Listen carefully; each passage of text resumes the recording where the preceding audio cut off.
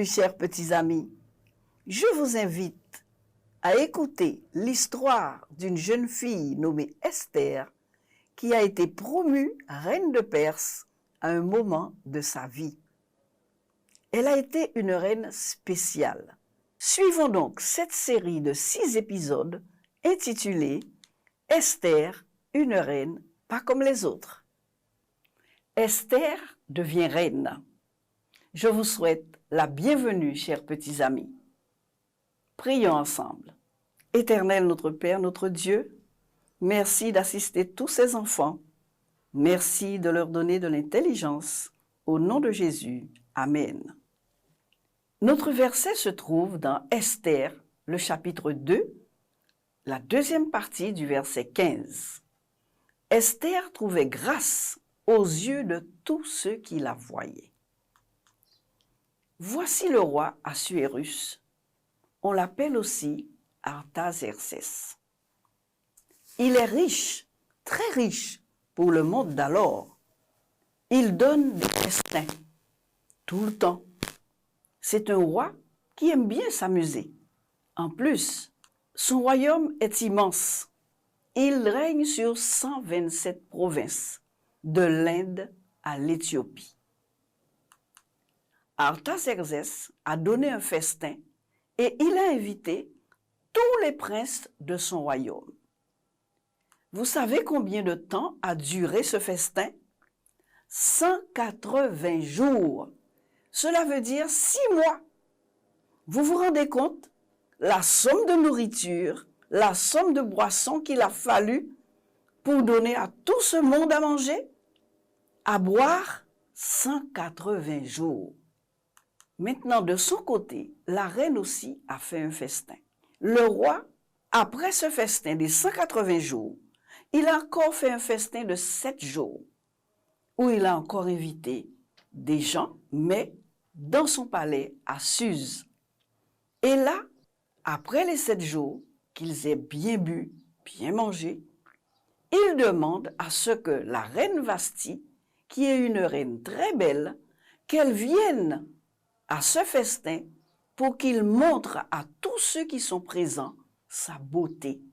Vasthi, qui se doute que ça pourrait mal tourner, vu la situation de ces hommes qui ont bu pendant 7 jours, Vasthi refuse de venir.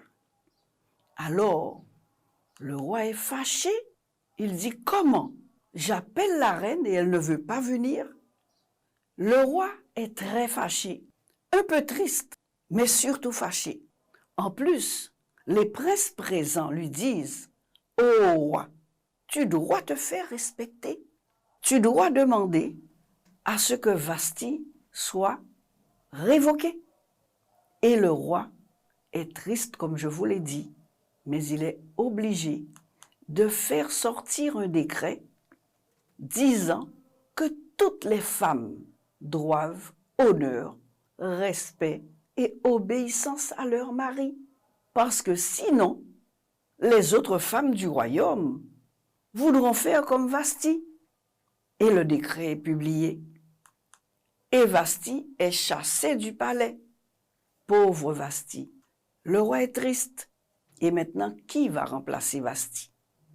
Je vous le dirai tout à l'heure. Voici Mardochée, un juif qui travaille au palais.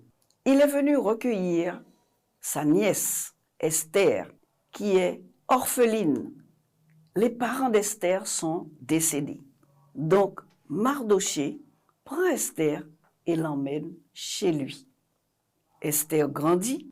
Elle s'appelle aussi Hadassa, ce qui signifie étoile. Esther devient une belle jeune fille. Et voilà que le roi décide de remplacer Vasthi. Il demande qu'on aille chercher toutes les belles jeunes filles du royaume et qu'on les emmène à Suse, la capitale, dans son palais, pour qu'il en choisisse une. Et il charge Égée, son serviteur, de s'occuper de ces jeunes filles. Et Égée les prépare pour qu'elles deviennent encore plus belles. Et Esther a été préparée pendant 12 mois, 1 an, avant qu'on ne la présente au roi. Et comme par hasard, c'est elle que le roi choisit. C'est elle que le roi a choisie pour être sa reine. Son oncle lui avait dit, si tu es choisie comme reine, surtout, ne dis pas que tu es juive. Ne le dis pas. Et voilà que le roi met la couronne royale sur la tête d'Esther. Esther devient reine de Médie et de Perse. Le roi adorait les faux dieux de Mède et de Perse. Et Esther était une juive. Et Esther a décidé de se taire et de ne rien dire. Prions ensemble. Seigneur, conduis ma vie et aide-moi à faire ta volonté. Au nom de Jésus. Amen. Chers petits amis, l'histoire n'est pas finie. Je vous dis merci d'avoir écouté celle-ci et revenez une prochaine fois. Au revoir et à bientôt.